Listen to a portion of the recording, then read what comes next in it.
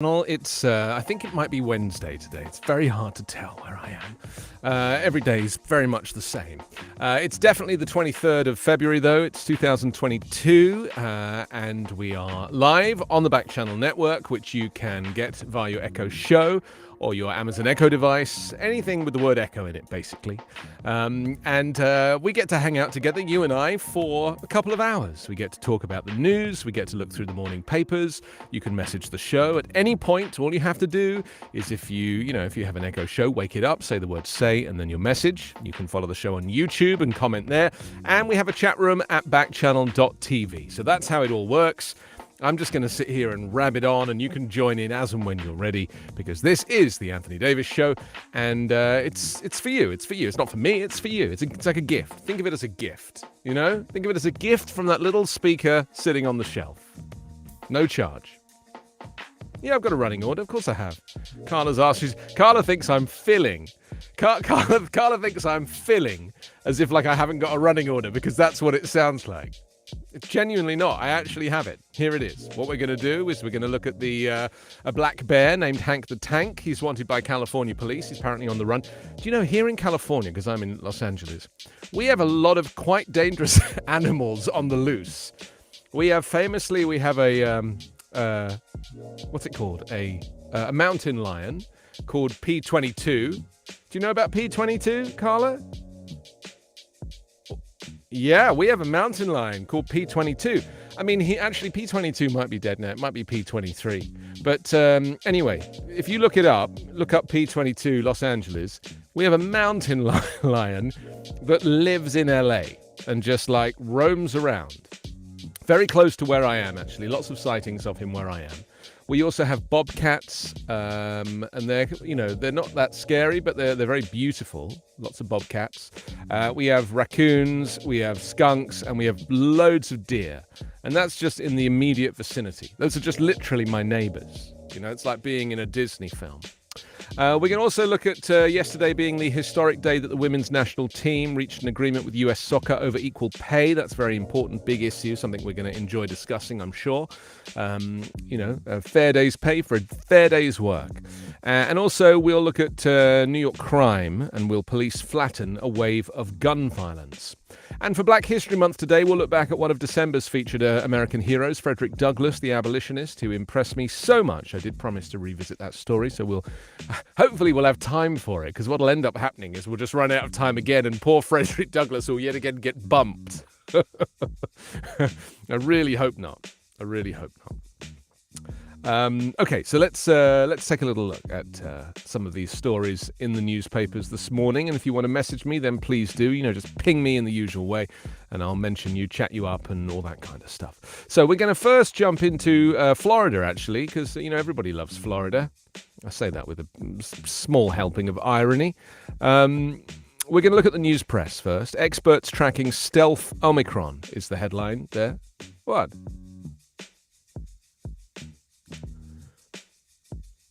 Well, Florida's a great, Florida, it's just Ron DeSantis. Florida itself is wonderful. It's just the guy who runs it that drives me up the wall, Oh, here's a very interesting bit of news about Ron DeSantis. I don't know if you heard this. So coming up is the kind of CPAC, the Conservative Political Action Conference, or whatever it stands for. And Ron DeSantis is due to make a big speech. And guess what? They've pushed him to 1 a.m., He's on at 1 a.m. and people are saying it was Donald Trump that may have changed the schedule so that Ron was on so that Ron is on at a time when no one's going to hear him. Isn't that great? Ron and Trump, I think they're going to come to blows. I actually think they're going to go from being enemies to friends to enemies. So Ron DeSantis has got the 1 a.m. slot. There's a lot of interesting tidbits that I've picked up on. Frenemies.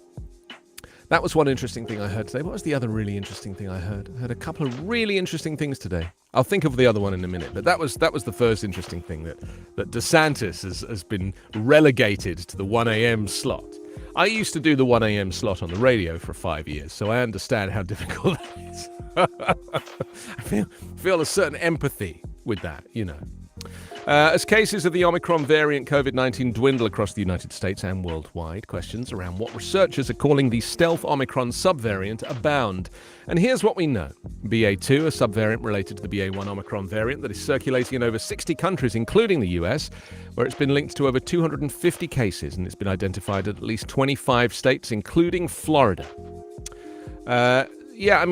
This is why all of this relaxation of mask mandates and, social distancing, this is why it's all a mistake. Because there'll be a variant of a variant of a variant, and people are gonna get sick. Stacey, by the way, we stick around for the San Antonio Express news. That's coming up soon. I am definitely ready for lunch hour with you. Thank you for asking.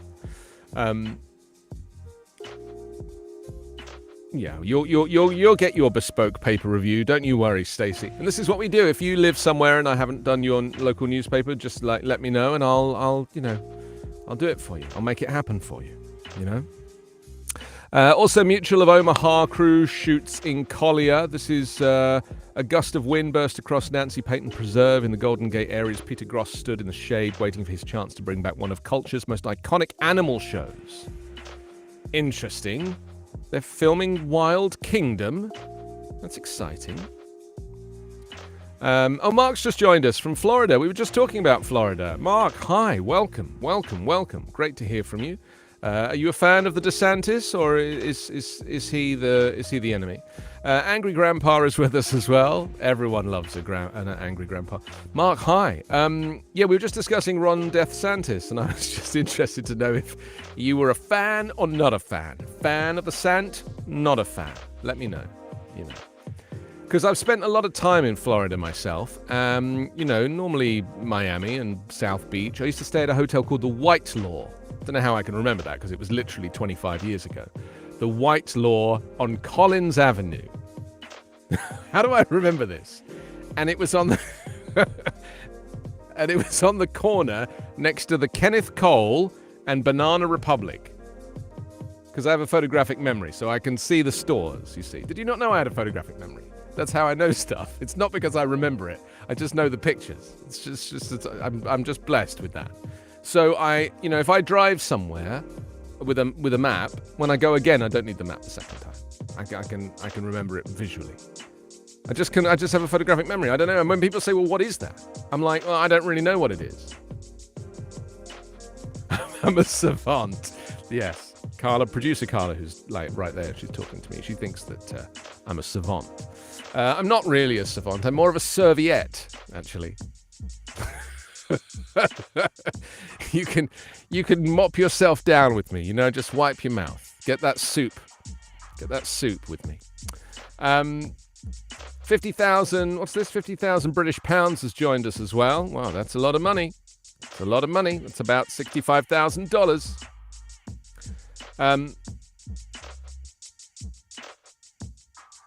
Stacey, have you also got a photographic memory?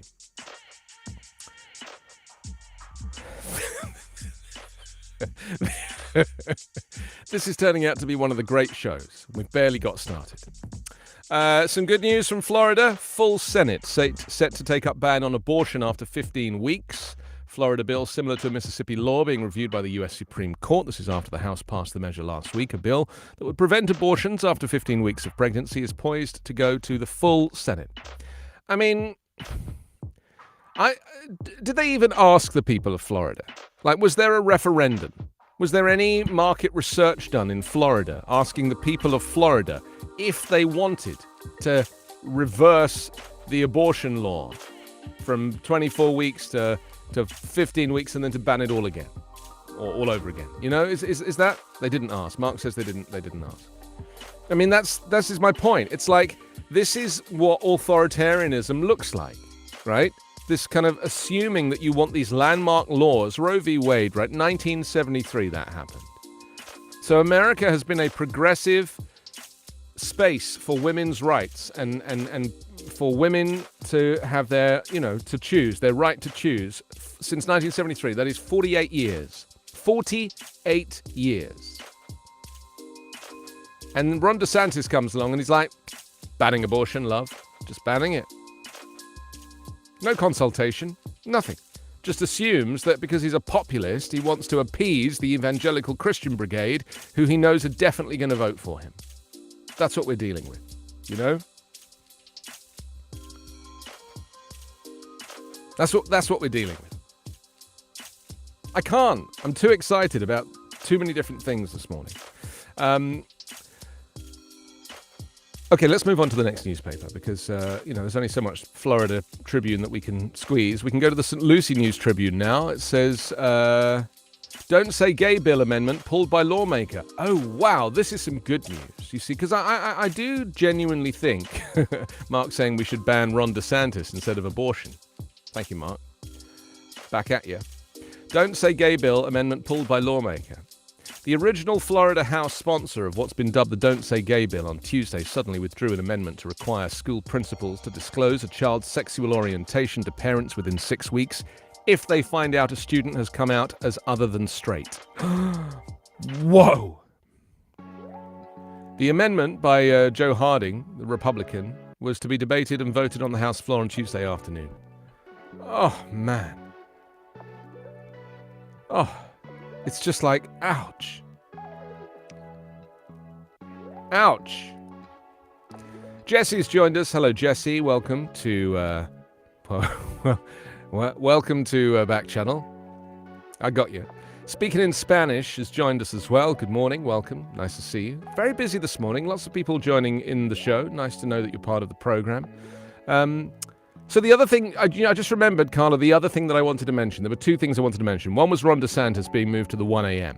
And the second one was the siege in Amsterdam. Did you read about this yesterday? Listen to this, right? So there was a siege in Amsterdam. A guy with a gun goes into the Apple store in Amsterdam, right? And he's like wearing a vest, like the whole regalia. And the Dutch police, who are famous for being a little high, the Dutch police, they show up always a little high, the Dutch police. They show up, and what do? They manage to save all the hostages and arrest the guy. They don't kill him. They don't execute him. They don't shoot him dead. He's got a gun. He's got a vest. He's got a bunch of hostages, and they managed to arrest him. They actually did it with a robot. They sent a robot in to arrest him. President Nappies, welcome to the show. Some very interesting names coming in today. I'm more slightly worried this is like maybe Vladimir Putin's just punking me. He's just sitting there at his computer, just like, what name can I come up with next? This is the Russian interference in Backchannel.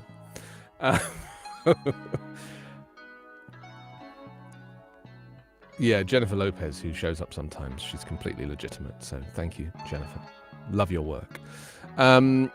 Although, weirdly, I was talking to somebody yesterday who has a shop down the street, and she said that Jennifer Lopez came into the shop yesterday. Isn't that random? 1 minute she's listening to Backchannel, the next minute she's shopping in Los Angeles. Fantastic. So all I wanted to say about this siege in Amsterdam, because of course, here in the US, the police are all armed and dangerous. And in a situation where they would see a person take hostages and have a firearm, there's a cultural thing more than a mental thing in America, where I think police are trained to think that person should lose their life. Do you see what I mean? It's like that person who is taking hostages and has a gun and who is a threat to life should lose their life. And in Europe, not so much like that. It's more like, how are we going to put this guy on trial? And so what the Dutch police did, and it really made me think, I wish that American police forces would take some training lessons from the Dutch police. I'd love to know how they went about this. And this has happened before, and I think I remember mentioning a situation in Canada that happened a couple of years ago also, where a Canadian police officer talked this suicide bomber out of pulling the button on his vest and allowing him to be arrested. Literally, it was all filmed from a police helicopter, and you watch this guy. And It just impressed me so much. So all I'm saying is that I feel that the more examples we are given of how the police are able to use their training and their skills to make arrests and not execute people, it's just going to be a better thing for everybody. Like execution, just because you've decided to, get out of bed the wrong side that day is really not what you deserve. And I believe in justice, and I believe in people being, given the benefit of the doubt. And so no hostages were harmed. The assailant wasn't harmed. The police weren't harmed. And they used a robot. They used a robot that they sent into the Apple store. It was probably like a giant iPad with arms or something, or, like a MacBook Pro on wheels. But whatever it was, Michael, hi. They succeeded in making this a successful operation in Amsterdam, in the Apple store. It's a great lesson to America and the rest of the world. Okay, let's go back to the St. Lucie News Tribune this morning. Senate set to weigh bill putting limit on abortions, as we just discussed a few moments ago. And a story, Gifford Tigers were the heart of a community. This is Godfrey E. Gibson. We'll never forget the day he walked into what's now a coffee shop at the corner of 14th Avenue and State Road 60. A high school student, Gibson worked at Citrus Bank with his father. Female co-workers asked him to go across the street and bring back drinks from what was McClure's Rexall drugstore. And this is like a lovely old story about how, it's like a reunion of people celebrating the class of 1969. So cool. 50 years later. The closing of the Gifford High and its impact. Okay. Minnie's joined us. Michael, be filled with the Holy Ghost. President Nappies. Jesse, speaking in Spanish. 50,000 British pounds. Angry Grandpa. Thank you, all of you. I mean, it might just be one of you. I don't know. I sometimes worry with these with these names that it's just one person. But that's fine, It's just giving me stuff to say, and that suits me. I love saying stuff. The Orlando Sentinel this morning, U.S. allies sanction oligarchs and banks. Well, it's important to understand that Vladimir Putin has most of his money in the bank accounts of oligarchs located all around the world. That's how he protects himself from the, from this, or protects his money, I should say, from the clutches of others. And it's a clever thing, and wealthy people have been doing it for years, redistribution of wealth for the wrong reasons, basically. Some people have their money in property, some people have their money in stocks, some people have their money in gold, in commodities. And the reality is that, very few of these wealthy people have hard cash. Anyway, the East-West face-off over Ukraine escalated dramatically yesterday, with Russian lawmakers authorizing President Vladimir Putin to use his military force outside his country. And President Joe Biden, European leaders responding by slapping sanctions on Russian oligarchs and banks. The US and Russian leaders both signaled that an even bigger confrontation could lie ahead. Putin has yet to unleash the force of the 150,000-strong troops massed on three sides of Ukraine. It's no coincidence where these people are positioned, And my lovely friend Sarah Firth, who I interviewed on another show the other day, who's a correspondent in there, she's literally had to be removed now by security services.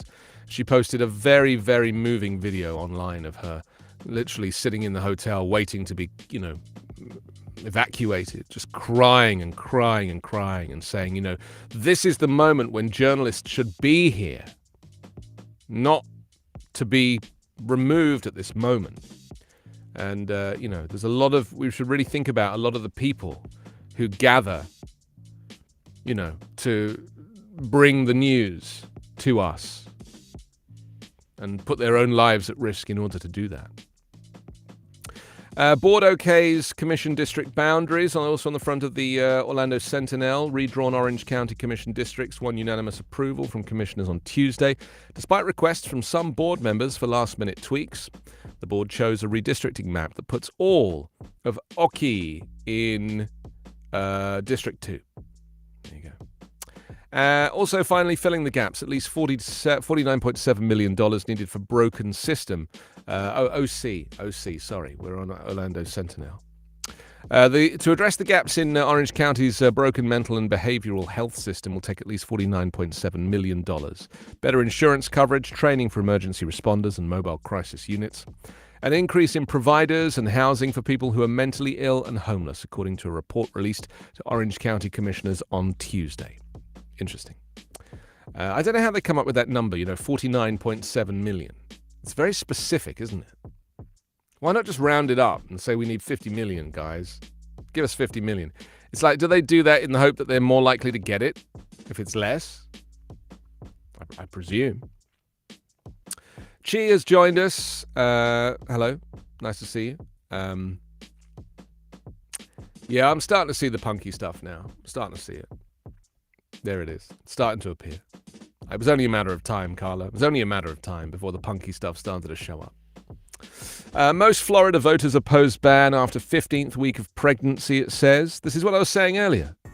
It says, as the state of Florida moves toward banning abortions after the 15th week of pregnancy, a public opinion poll released on Tuesday shows most voters oppose the new restrictions. About 3 out of every 5 voters surveyed in the University of North Florida poll oppose a ban becoming law. About 1 in 3 voters support the proposed restrictions. The more information voters get about pending restrictions, the less they like the proposal. The ban passed the Florida House last week, is expected to pass the Florida Senate. The only exceptions to the prohibition would be in cases of fatal fetal abnormality that would result in death upon birth or immediately thereafter, or if it's needed to save the pregnant woman's life or avert serious bodily injury. I mean, seriously. This is authoritarianism. These people in Florida who are the ones who are, claiming that they won't wear a mask because they want their freedom, are also the ones voting for Ron DeSantis, who is an authoritarian, who bans abortion without asking people. Can you not see, how this is so backward?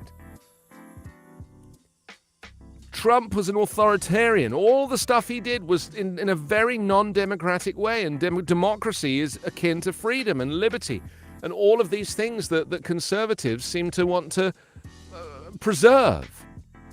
I don't want to be told to wear a mask. I don't want to be told to take a vaccine. Fine. But don't vote for the authoritarian then.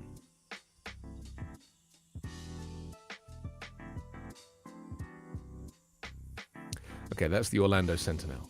Let's move on.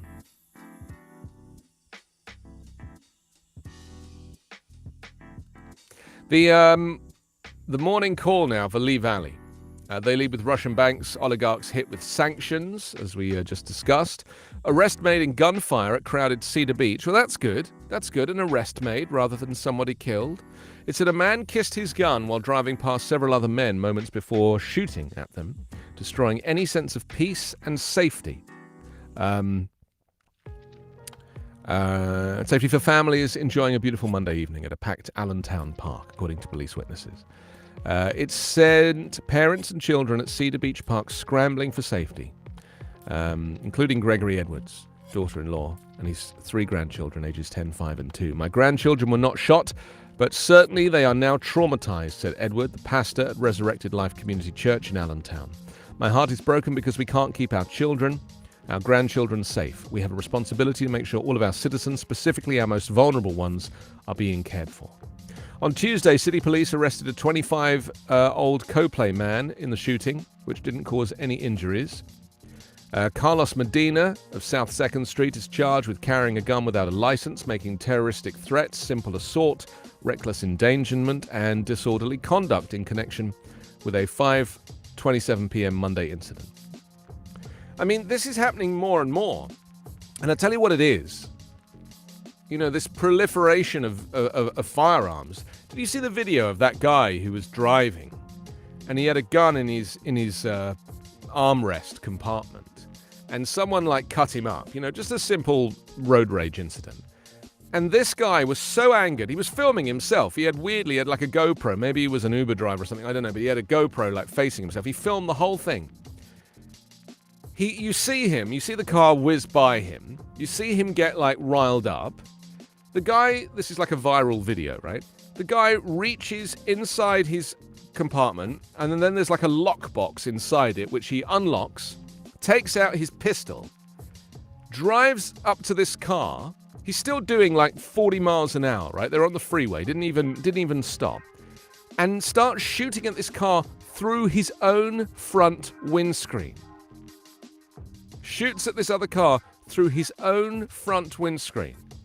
Like this. Pop, pop, pop, pop, pop, pop, pop, pop, pop.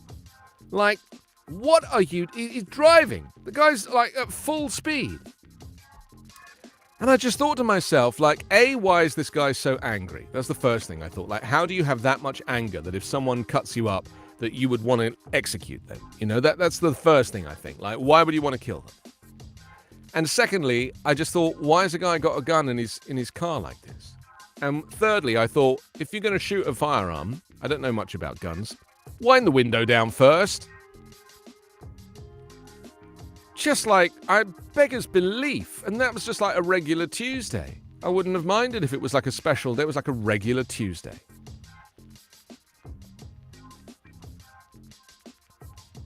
New numbers shed light on death toll, also on the front of the Morning Call this morning. It says, for many reasons, it's hard to know the full impact of the COVID-19 pandemic. Some deaths have gone uncounted for reasons, such as the person died at home and was never tested. A person may have died from an existing disease exacerbated by COVID-19, or a person may have died from a more indirect result of the pandemic, such as disruption in drug addiction treatment that led to an overdose. Well, scientists have a method to better understand the full impact of events such as pandemics. They calculate excess deaths, the number of deaths in a given year beyond the number that would be predicted based on past history. A new analysis concluded Pennsylvania saw nearly 20,000 excess deaths in 2020 and 18,880 in 2021. Excess deaths. That's how they know. It's interesting. You know, I often think about the equation, how you make that equation, but it's excess deaths. There are more people dying than have died traditionally.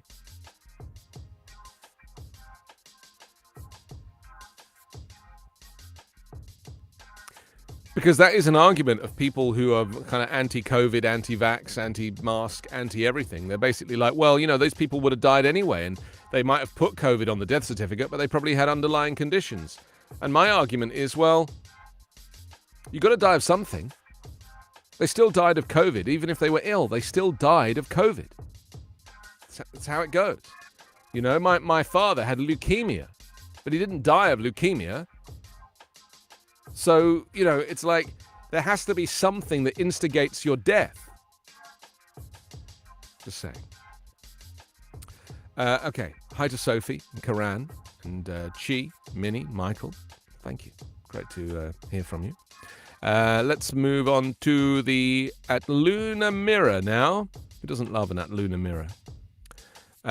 They lead with Too Cute. Family welcomes baby born at 2:22 on the 22nd of February 2022. It says it's almost too much.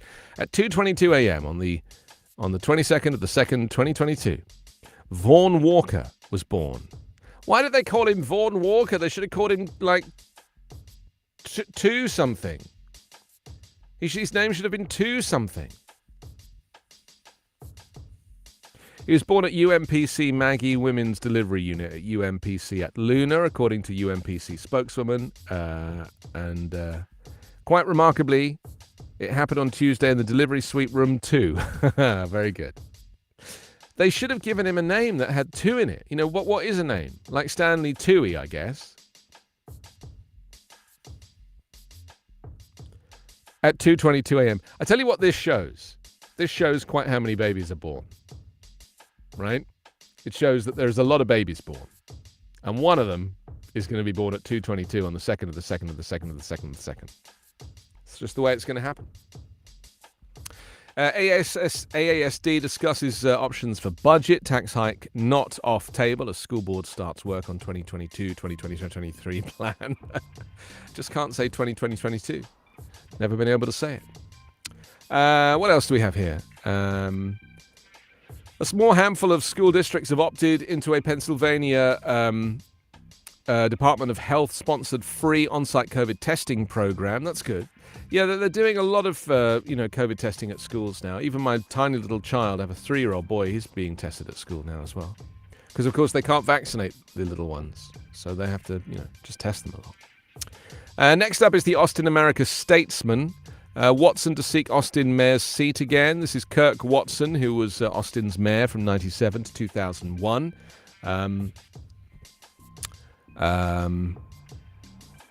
Before serving more than 13 years in the Texas Senate, says he hopes to be mayor again and is entering the race to follow Steve Adler in the November election. Clearing up months of speculation in his political future, Watson launched his campaign on Tuesday morning in an email to supporters titled, "Let's Do This." So there we go. That's good. Standoff over Ukraine rises dramatically. The story out of Moscow, the East-West face-off over Ukraine escalated dramatically on Tuesday, with Russian lawmakers authorizing President Vladimir Putin to use military force outside his country. So, yeah, there we go. I mean, we're talking about something that is going to be huge. If this happens, it's already started to happen in some ways, but if this becomes a full-blown, boots-on-the-ground war, this is going to be huge. And the saddest part of this story was today I heard that Volodymyr Zelensky has now announced conscription for everybody between the ages of 18 and 60. Reservists. And they reckon that Ukraine will have around 350,000 troops to Russia's 150,000. Double, literally double. The tragedy of that is that, it's, we're in a situation now, aren't we? We're in a situation where you're going to suddenly invite regular people who don't want anything to do with this, regular Ukrainians, to be called up as reservists to have to fight in a war that should not be happening. And I think about this because I live in countries that do not have conscription. Not to say that they won't have conscription in the future. I mean, England certainly did have conscription in 1939. But I honestly feel like, and obviously America had it, for Vietnam. But currently, not the case. But can you imagine living in a country where suddenly you get called up? Like suddenly you are forced to go to war. Leave your children, leave your partners, leave your family, leave your home, and to go on a journey that you are probably not going to return from. And everybody has to say goodbye to you. I mean, conceptually, for me, that is worse than the country falling into the wrong hands. The idea of individuals losing their freedom in this way. It makes me very sad to think about that. Finally, on the front of the Austin America Statesman is the headline, "Chaotic Response. APD testimony reveals unprepared operations and ongoing defense of rank-and-file officers." Yes, Austin Police Chief Joe Chacon sat in his office in the executive suite of police headquarters 4 months ago, looked into his computer camera and began answering terse questions about his department's response to the social justice protests in May 2020.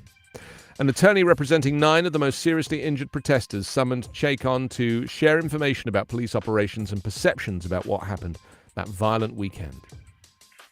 I'm so pleased this is happening. This was basically Donald Trump encouraging governors who encouraged police chiefs to mistreat American people exercising their free right to protest in the United States. That's what this was.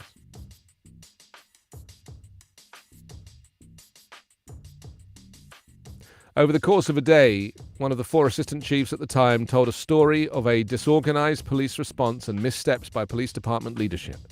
But he largely defended officers who had been thrust into a situation for what he acknowledged his officers were not fully ready. He said, "We found ourselves unprepared for the scope, the sheer size of the protests. Overlooking the police headquarters plaza, a nearby area where the most hostile confrontations between police and protesters unfolded, he explained how the department had first collected social media intelligence that the city would become a focus of large demonstrations after George Floyd was killed."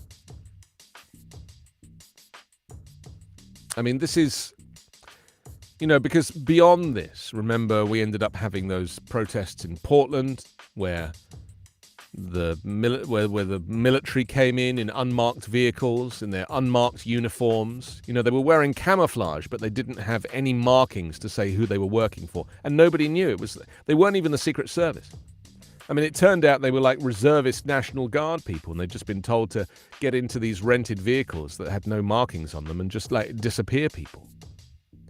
And that phrase, to disappear someone, actually sounds like the vernacular is wrong, doesn't it? It sounds like it's the wrong English to say somebody is disappeared. And let me tell you something. It's not. It's accurate. It's just we don't say it very often because people are not disappeared very often.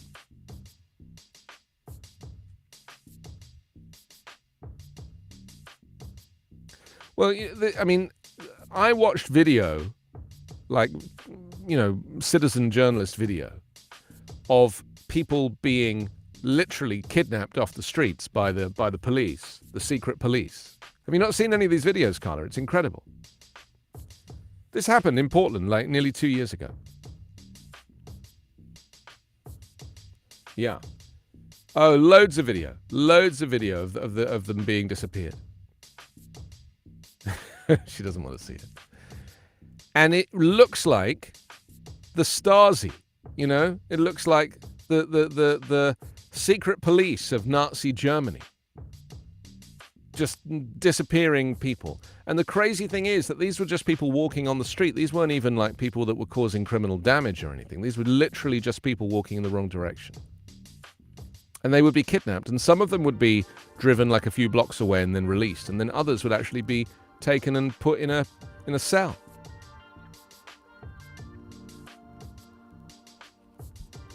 Sophia's joined us. Karana's joined us. Denny, hello, welcome. Stacey says, I can't imagine that at all. The crazy thing is it's already happened. I mean, I wouldn't mind if I'm talking about something that might happen one day and we need to be careful. This already happened. And this is why I don't understand how people still seem to think that their freedom and liberty and all of these wonderful things that they celebrate are going to be more likely under a Donald Trump. He was the least free president we've ever had. The least free.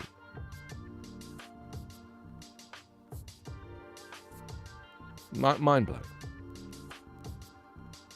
Okay, let's move on. Oh, Grieg has joined us. Hello, Grieg. Welcome. Nice to see you. Okay, what's next? Shall we go to the Dallas Morning News? Stacey, yours is after this one, okay. They lead with none of us will be fooled. The East-West face-off over Ukraine escalated dramatically on Tuesday with Russian lawmakers authorizing Vladimir Putin to use military force. I love the way they kind of pretend that Russian lawmakers have allowed Vladimir Putin to make this decision. That's all theater. It's all theater. There's actually no truth to the fact that the lawmakers allowed Vladimir Putin. Vladimir Putin is the supreme leader. He's basically the guy in charge. And he fakes these summits. And he fakes these things. Here's another thing, Carla. You're going to love this. So Putin, here's an example of Putin's lies.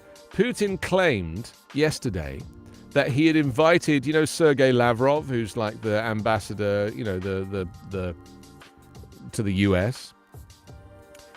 He got Sergei Lavrov and another one of his top guys to come and have a meeting. And he claimed that it was in the afternoon at 5 p.m. That they were having a meeting off the back of what had already happened, and that they were going to have this meeting and they were going to make a decision about what was going to happen, and Sergei Lavrov was involved. Well, one journalist did a very brilliant thing to expose when this really happened. The photograph of Sergei and this other guy sitting there, with Putin, and their watches were like this. Their watches were slightly exposed. And both of their watches, both Sergei Lavrov and the other guy having this audience with Putin, said 11:45. You could see it clearly in the photograph. 11:45 a.m. And Putin claimed that his meeting with these two was at 5 p.m. And yet the close-up of the photograph of these two guys having this meeting was 11:45 a.m. Now just think about that for a second. Why is Putin lying about when he's having this meeting? Well, the reason clearly is because he already knew what he was doing. So when we hear in this story from the Associated Press that said that Russian lawmakers authorized President Vladimir Putin to use military force. It's not true. It's not true. He made the decision himself. The meeting with Sergei Lavrov happened ages before it was supposed to. The plan, it's Putin's plan all along. But I just thought it was really good journalism. It wasn't one watch showing 11:45, it was two watches showing 11:45 of this photograph that was put out by the Kremlin claiming that they were having a meeting at 5 o'clock in the afternoon.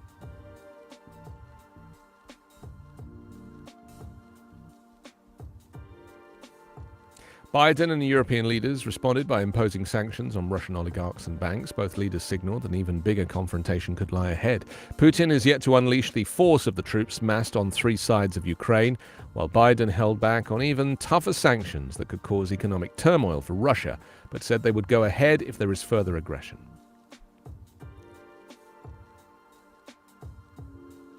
Also, a lovely photograph of some people getting married. It says, wearing a crisp beige suit, Omari Frazier kept glancing over his right shoulder with a wistful smile as he stood facing his family in a Dallas courtroom on Tuesday, his shifting weight and fidgety hands portraying the nervous excitement any man would feel before sharing vows with the woman he loves. But as Tony Frazier walked through the Dallas County Justice of the Peace Thomas G. Jones courtroom in a stunning red dress, her soon-to-be husband stood still. He was ready.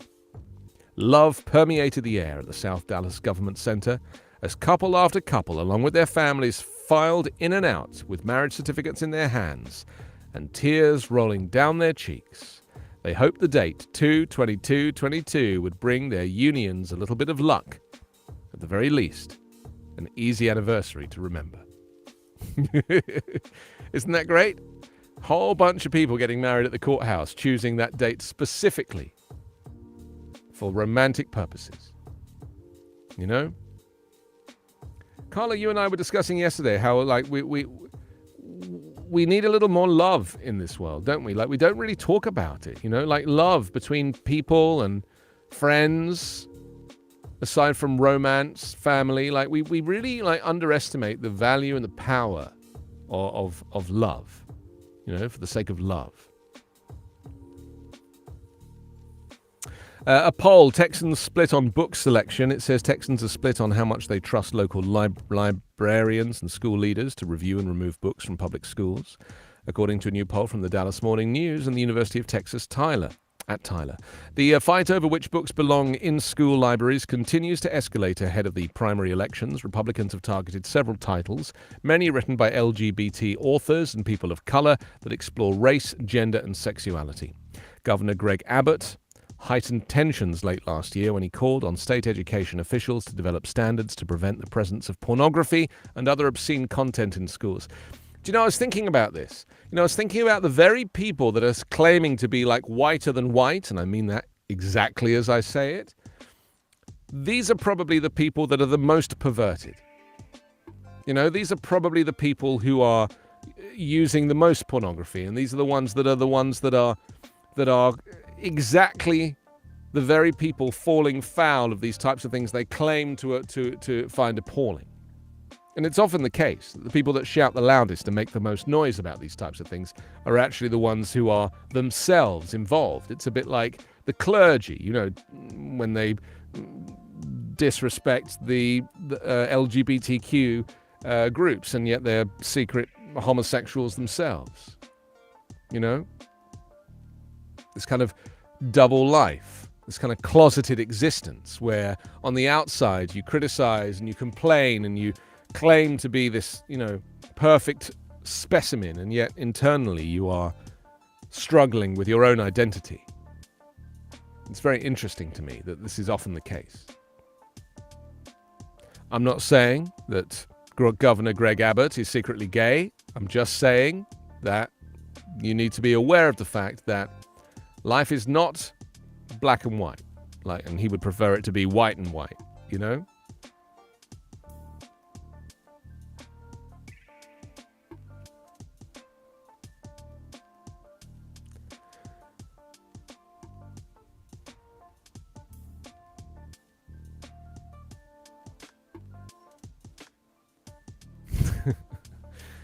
Yeah, we're just discussing this some amazing contradiction in Shakespeare.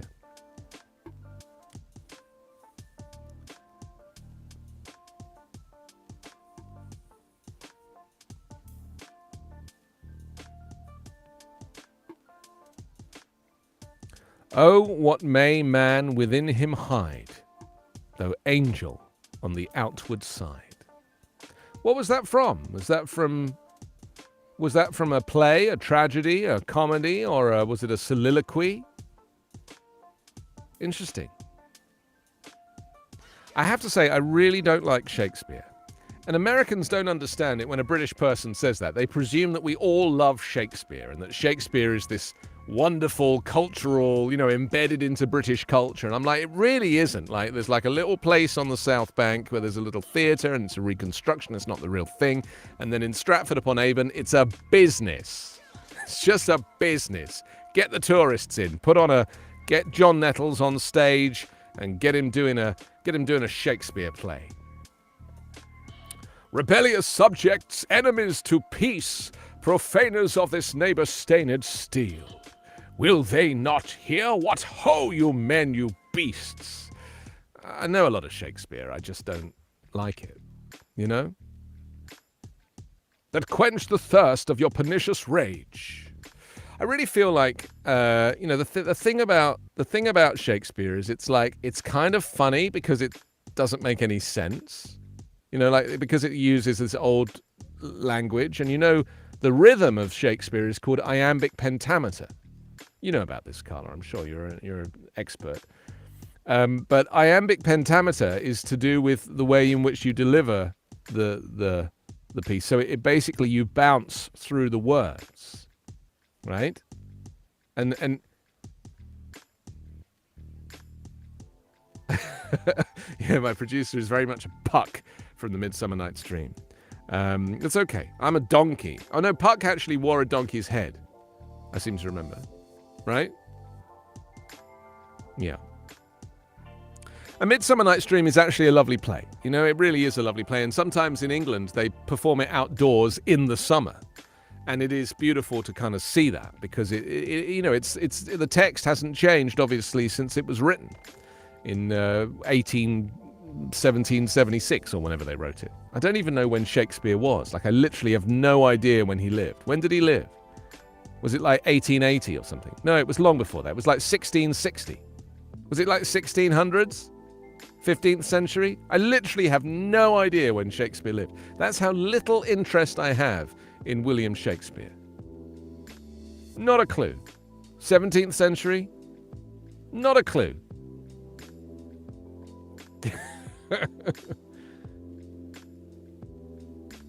Oh, he was born in 1564. Okay, so that's 16th century. Yeah, well, there's another fact I'll instantly forget.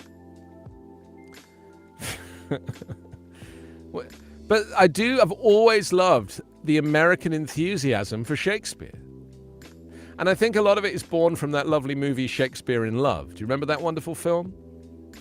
Where, was it Ralph Fiennes? Or no, it was Joseph Fiennes, I think, was in that, his brother. Shakespeare in Love. It came out in the late 90s, I think, or early 2000s. And it was a beautiful romantic comedy about Shakespeare and early Shakespeare and Shakespeare trying to get on as a writer in the 16th century. And, oh yeah, Romeo and Juliet. Yeah, the Baz Luhrmann movie. Baz Luhrmann's an Australian director, and he made a nice film as well. And also Pride and Prejudice, of course, that had a huge influence on that period. Americans taking an interest in old English stuff. And now, of course, Downton Abbey has pretty much taken control of that entire genre, And there's a couple of spin-offs now. Oh, Bridgerton. And what about Belgravia? Did you see that one? That was a kind of very average version. Belgravia. There's a lot of these period dramas if you're interested. I literally you would have to pay me a lot of money to watch any of these shows. I've never seen a single episode of Downton Abbey. The only kind of piece that I like that's anywhere close to this genre is The Crown. The Crown. It's literally the only thing I like. turn this camera down a little bit like that. There we go. Yeah, the Crown is, for me, the reason I like it is because, a lot of that history I was part of. Like, I know who these characters are. But I really don't feel that with these kind of made-up characters that are in Downton Abbey and things. It just doesn't interest me. I would really like things to be historically accurate. Saying that, there is some wonderful writing. But Shakespeare's just never done it for me. I don't know why. And some people are appalled when I say that I don't like Shakespeare. They're literally appalled. They're like, what are you talking about? Why would you say that? And I'm like, well, because I don't have to pretend that I like Shakespeare. I mean, I also don't like Chekhov. I've sat through so many Chekhov plays, like The Cherry Orchard, and I mean, it's like, really? This to you is entertainment? You actually enjoy this? And the tragedy is, who wrote Arcadia? Who wrote that? That was a Stoppard, Tom Stoppard.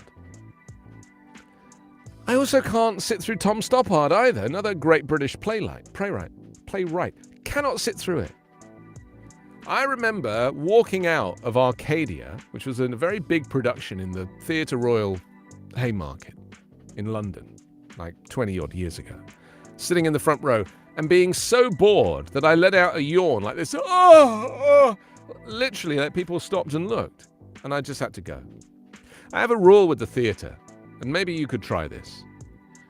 Don't overpay for the theatre, or you always get a deal. There's always a deal to be had. Just go for the first half. That's my rule. Just go for the first half.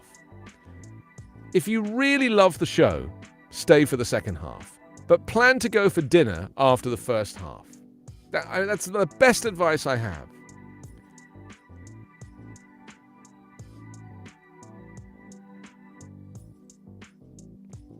What was the play that you saw, Carla? Glow in the Dark. Okay, yeah. Well, the Royal Court, fortunately, has a lovely restaurant in the basement.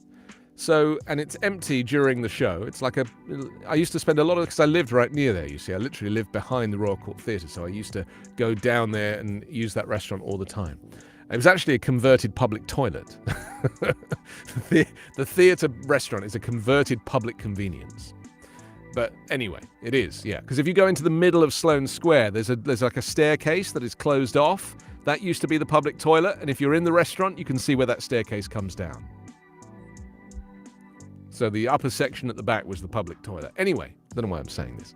My advice is, don't overpay for the theatre. Because if you pay like $150, you're going to want to sit for the two halves, aren't you? You're going to be like, I've got to get my money's worth. But if you get a deal and you pay $20, $30, $40, and it's like, fine, go see the first half. The reason it's better is because when it was written, that's when the writer was like, oh my God, I've got a great idea. And when it was rehearsed, they rehearsed the first half first. Everyone was really into it. And then, like, a couple of weeks later, they're like, okay, we should tackle the second half now. And the cast are a bit like, oh, okay, come on then, let's do it. Second half never gets the same amount of rehearsal as the first half. So you end up invariably with the second half that's a little benign. My advice, just go see the first half of the show, then go for a nice dinner. Because the thing is, if a show starts at 7:30, right? The first half invariably is like an hour and a half to an hour and a quarter. That's perfect. It's perfect to build up an appetite and go for supper.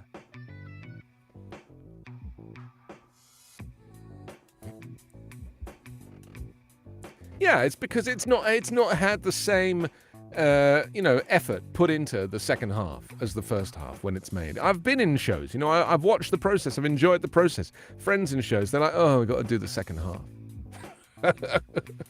I tell you, the bit that they rehearse is the curtain call. The curtain call is always beautiful. At the end, when they take their bows, that's what they rehearse. Second half of the show, not so much. There'll be some people watching this thinking this is terrible advice. But I'm telling you, first half. I just feel like we deserve to not put ourselves through things that are like exhausting just because we feel obliged. The other thing I don't like about the theatre is a show that's not funny but claims to be a comedy, right? And a lot of Shakespeare is like this, and a lot of Stoppard is like this, and Chekhov a little bit. You sit through it, and the laughter is like theatre audience laughter. It's like a titter. It goes like this.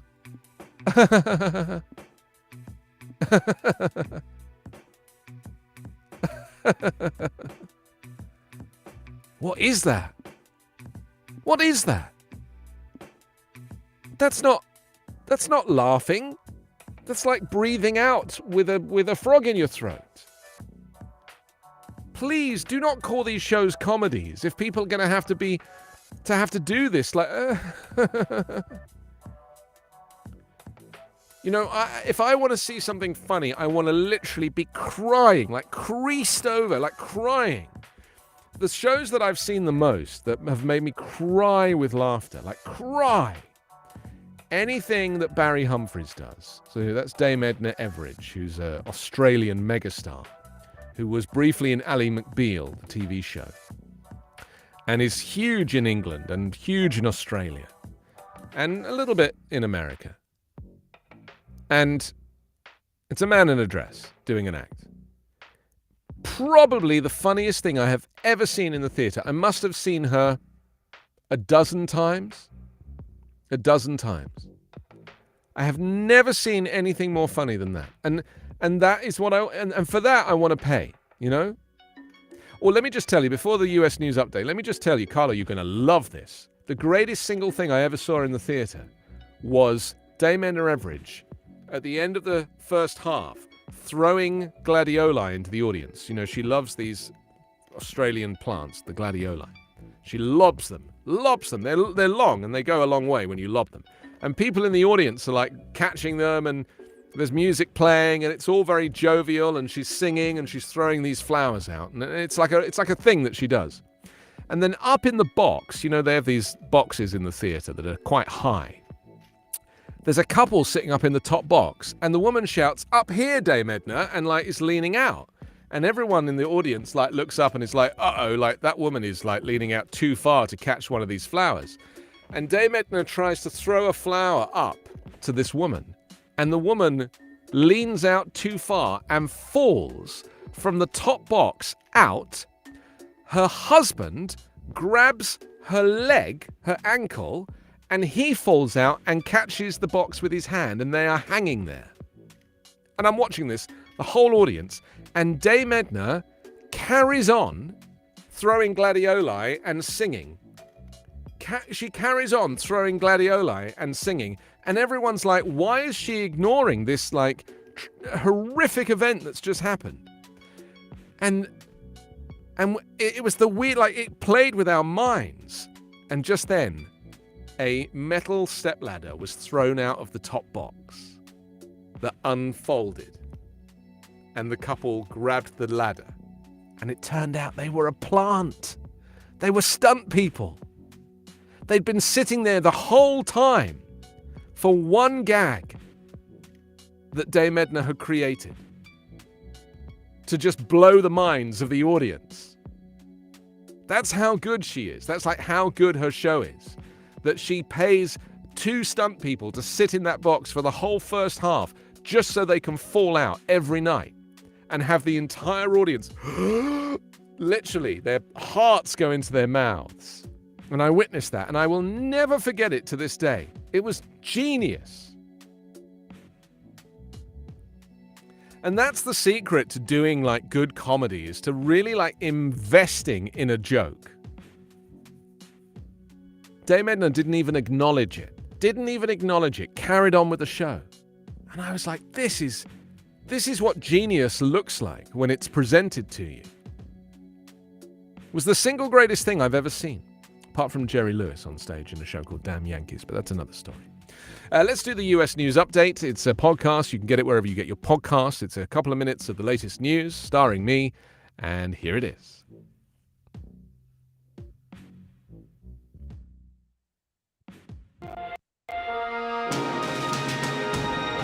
It's Wednesday, February 23. From the Volley Network, this is your daily US News Update. I'm Anthony Davis. The three white men convicted of murder in Ahmaud Arbery's shooting were found guilty of federal hate crimes on Tuesday in a verdict that affirmed what family members and civil rights activists said all along, that he was chased down and killed because he was black. The verdict, handed down one day before the second anniversary of Arbery's death on February 23, 2020, was symbolic, coming just months after all three defendants were convicted of murder in Georgia state court and sentenced to life in prison.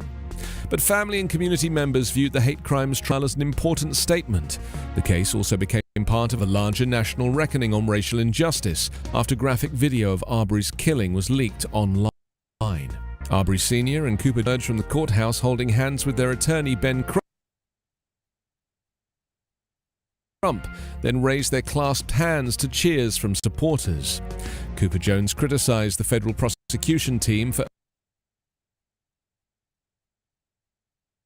earlier seeking a plea deal, which would have meant graphic evidence of the defendant's deadly racism would not have been before the public. U.S. District Judge Lisa Wood had made a rare move in rejecting the plea agreement, allowing the trial to go forward. Meanwhile, the Supreme Court on Tuesday brought a formal end to former President Donald Trump's request to block the release of White House records sought by the congressional panel investigating last year's deadly attack on the Capitol by a mob of Trump supporters. The House committee said it needed the records to understand any role Trump may have played fomenting the violence that unfolded on January 6, 2021. Your daily US news update is part of the Volley Network. To hear my live daily morning show, ask your Amazon Echo device to open Backchannel.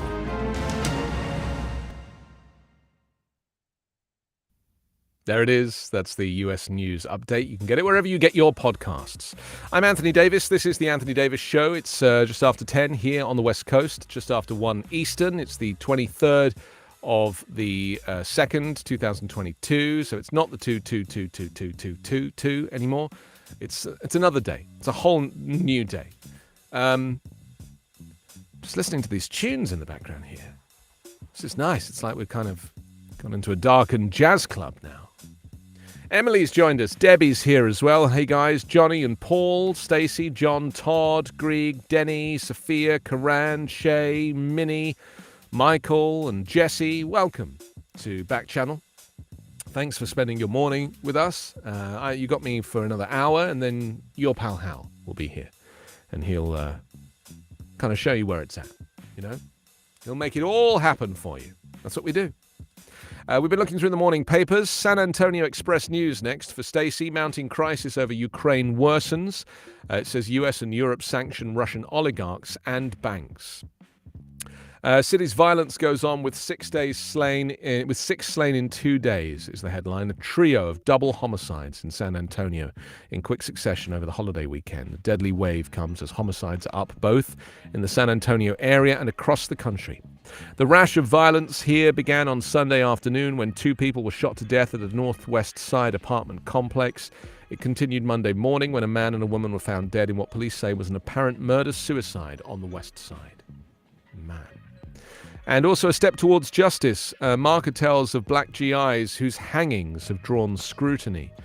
Oh, man. I mean, this is just relentless. Jason Holt thinks a lot about PFC Thomas C. Hawkins and the life he might have lived. Intelligent and deeply religious, Hawkins, beloved by his family in North Carolina, had recently re-enlisted for a third tour of duty in the Army. But all came to an abrupt end 2 weeks before Christmas, 1917. Dear Mother and Father, when this letter reaches you, I will be beyond the veil of sorrow. I will be in heaven with the angels. Hawkins and 12 other soldiers of the all-black 3rd Battalion, U.S. 24th Infantry, were executed on December 11th, 1917, convicted for participating in a deadly riot in Houston the previous August. In all, 19 African Americans would be hanged for their roles in what became known as Camp Logan Mutiny. 17 of them are buried at Fort Ham Houston National Cemetery, where Holt, a New Jersey lawyer and distant cousin of Hawkins, helped dedicate a marker near their graves on Tuesday. What is so crazy to me is that we are commemorating events that happened nearly 100 years ago, and yet exactly the same thing is still happening. I was reporting yesterday on this trial of the 3 defendants in the Ahmaud Arbery case. It was a federal case, questioning whether or not their motive was racism, and of course it was. And it was so sad to me that nothing has changed.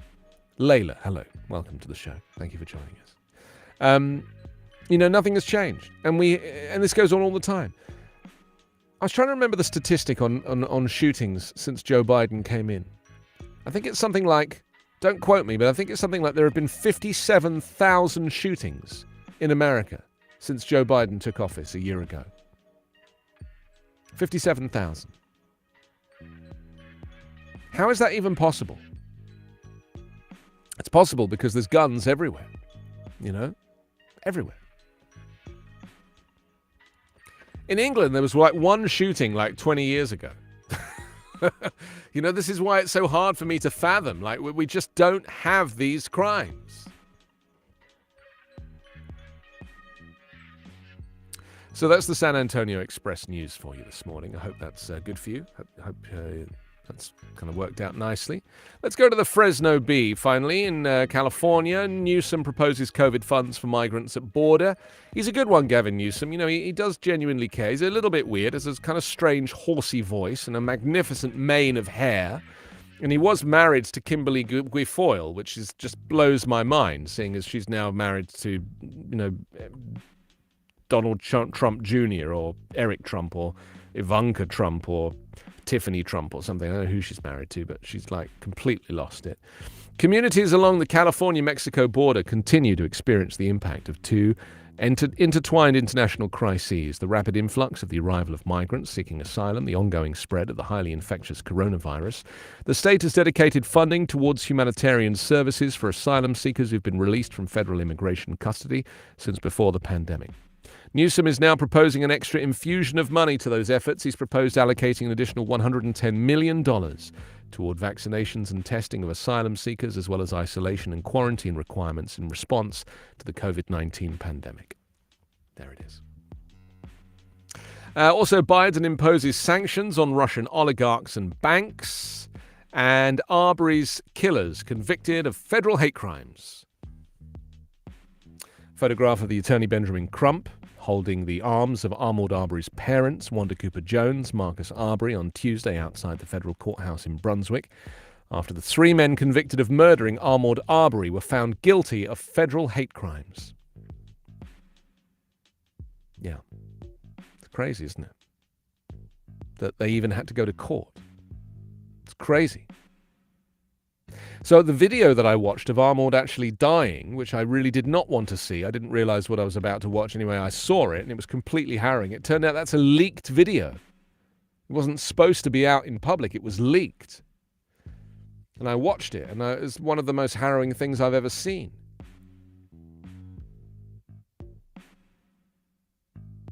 For parents to lose a child to a lynching in 2020. On the 23rd of February, it was this day 2 years ago.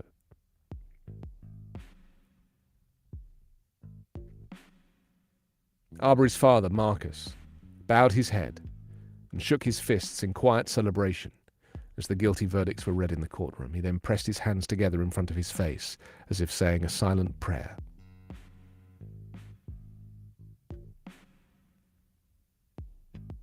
I mean, these men, Greg and Travis McMichael and Brian, William Bryan. I won't call him by his nickname. They call him Roddy. I don't want to call him that. His name's William Bryan, and he's a white supremacist. And, during this trial, a whole bunch of information came out about this white supremacist language they were using online, disparaging of African Americans. These people were out to kill someone. They literally hunted this kid down. And they thought they had a right to because they were white and he was black. They thought that was their right.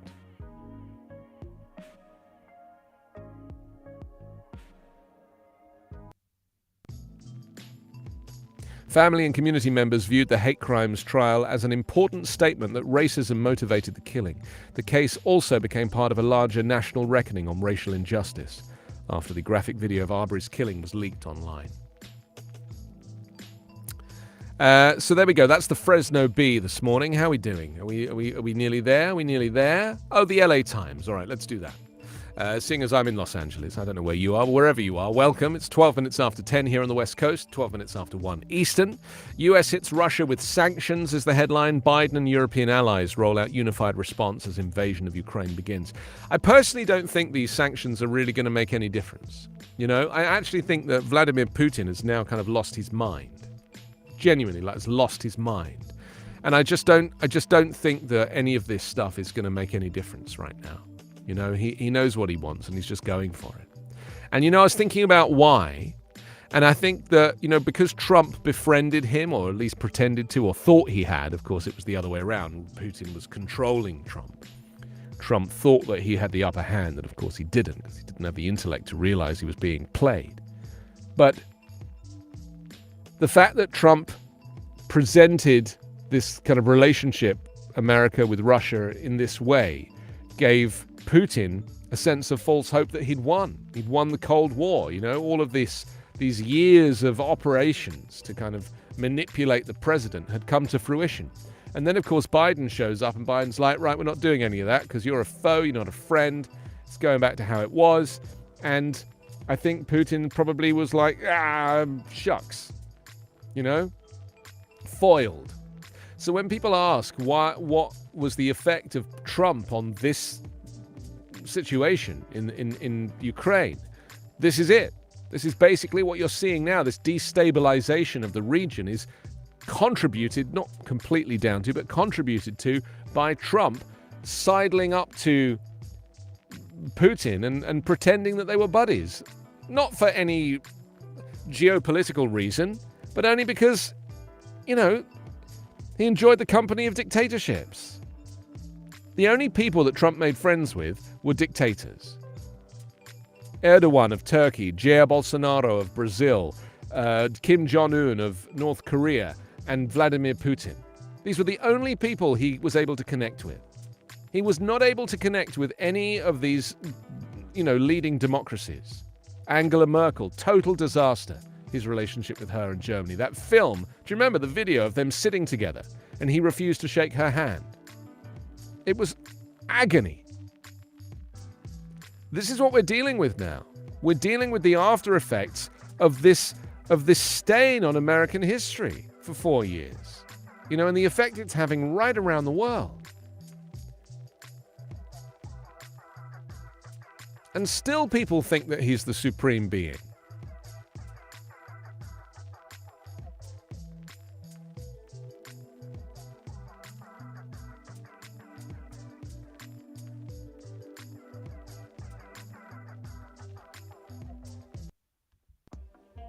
Economy will feel the pain, it says, whatever the consequences for Russia of the new sanctions that President Biden announced on Tuesday. The invasion of Ukraine and ensuing global standoff will further darken the outlook for the U.S. economy. Russian President Vladimir Putin's decision to employ a so-called salami military tactic by sending troops into a slice of Ukraine only adds to the uncertainty for global and American economies still recovering from the COVID-19 pandemic. It remains to be seen how much pain in the new US sanctions targeting Russian banks and individuals will inflict on the Russian economy. Some analysts viewed them as relatively modest and not nearly strong. Continues on page 5.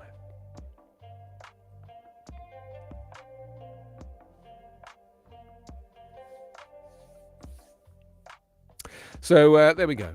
That's the LA Times for you this morning.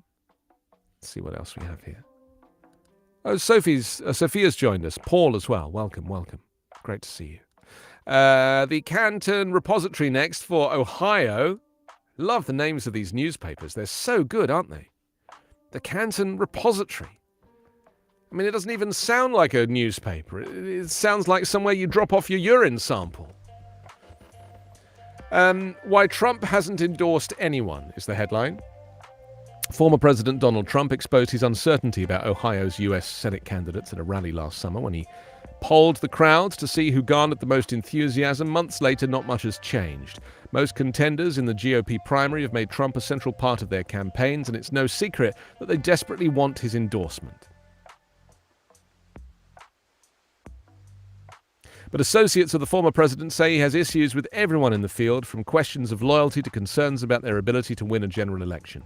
These associates who discuss the sensitive subject said they don't expect Trump to endorse until closer to the May primary.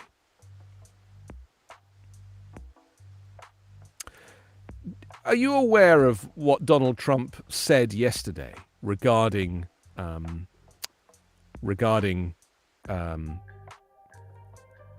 Vladimir Putin? Did you hear the audio, Carla? Can I play it to you? I'm going to play you the audio. Donald Trump went on some conservative talk show, and this is what Donald Trump said about Vladimir Putin sending troops in to Ukraine. Right? This is very worrying. Here it is. We know Russia has said that they are recognizing 2 breakaway regions of Ukraine. And now this White House is stating that this is an invasion. That's a strong word. What went wrong here? What has the current occupant of the Oval Office done that he could have done differently? Well, what went wrong was a rigged election. And what went wrong is a candidate that shouldn't be there and a man that has no concept of what he's doing. I went in yesterday and there was a television screen and I said, this is genius. Putin declares a big portion of the Ukraine. Putin declares it as independent. Oh, that's wonderful. So Putin is now saying it's independent, a large section of Ukraine. I said, how smart is that? And he's going to go in and be a peacekeeper. That's the strongest peace force. We could use that on our southern border. That's the strongest peace force I've ever seen. There were more army tanks than I've ever seen. They're going to keep peace all right. No, but think of it. Here's a guy who's very savvy. I know him very well, very, very well. By the way, this never would have happened with us. Had I been in office, not even thinkable. This would never have happened. But here's a guy that says, I'm going to declare a big portion of Ukraine independent. He used the word independent. And we're going to go out and we're going to go in and we're going to help keep peace. You got to say that's pretty savvy. And you know what the response was from Biden? There was no response. They didn't have one for that. Now it's very sad. I mean, let's just think about that for a second. This is the former president of the United States endorsing the behavior of America's biggest enemy. He said it was very smart what Putin did. He said it was genius. The guy doesn't have a clue, does he? I mean, he literally doesn't know anything about world politics, nothing about diplomacy. Manages to turn everything to himself, Manages to twist everything to himself. And yet, what are we left with? We're left with a guy who is leaving a trail of chaos behind him. So because of this, Fox News are now endorsing Putin. The biggest news channel in America are now supporting Putin. Tucker Carlson, who has the biggest show, yesterday, he said, I support Vladimir Putin. Why shouldn't I? He said. What has he ever done to me? He said it out loud. Said it out loud.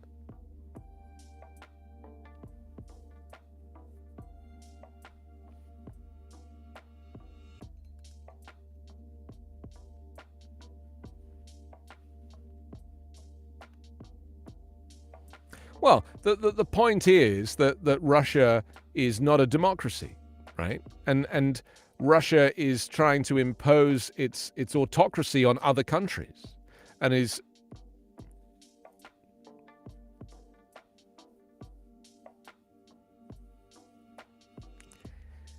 I know, but so much of it is propaganda. I mean, this is the problem. Putin has made out to the Russians that the Ukrainians are bad people. He's putting out propaganda saying that they are committing genocide, and So nothing is what it seems, you know. And I don't think for a second that anybody in their right mind would think that Putin, as an aggressor, is a friend rather than a foe.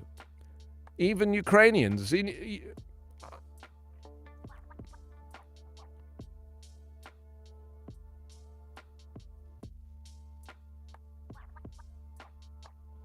I mean, if there's Ukrainians who feel Russian, then maybe they could move to Russia, you know? I mean, this is part of the problem, isn't it? Like, the Ukraine has come under... I mean, the Ukraine is just such a different country now to how it's ever been before. I mean, it's being run by an ex-comedian. I mean, that's who they voted for. They voted for this comic actor. And now it's really exposing the inexperience of Volodymyr Zelensky as the president, because he doesn't have any form. I mean, what's he supposed to do? And this is why we shouldn't vote for people who are not experienced. This is why we need boring politicians who do the work that nobody else wants to do. Because as you just heard in that clip from Donald Trump, he will literally say anything. None of the words that Trump says make sense. I mean, he literally is like it's a whole bunch of words. How he is able to somehow connect the invasion of Ukraine with, you know, we need that at our southern border, suggesting that he wants to, you know, protect America from Mexicans. I mean, please.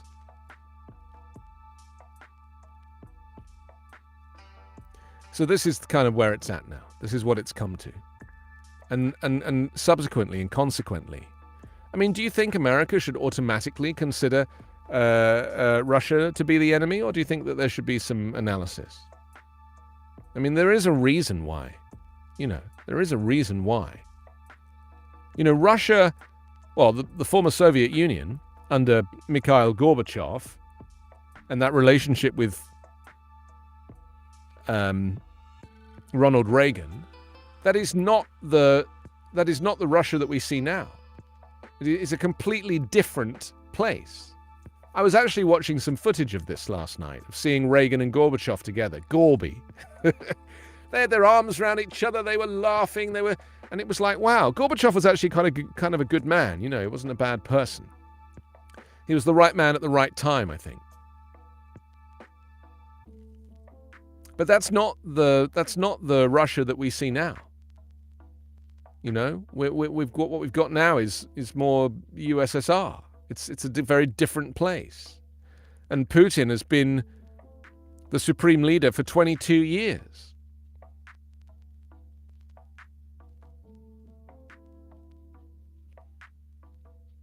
There is no free vote in Russia. You can't vote for somebody else in Russia. Look at Alexei Navalny.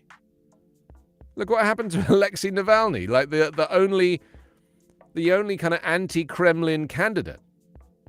Poisoned, arrested, imprisoned, put on trial. That's Russia.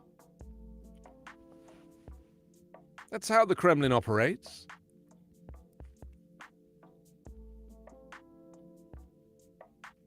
So I just feel like, you know, there's enough evidence to suggest that the fact that we would even question, well, actually, could Russia be an ally? That there are plenty of people in America who are now doing that. I just don't get it. I don't get it. My ancestors are from there, and I still don't get it. Marlington Local could eliminate 23 teaching positions, also on the front of the Canton repository this morning.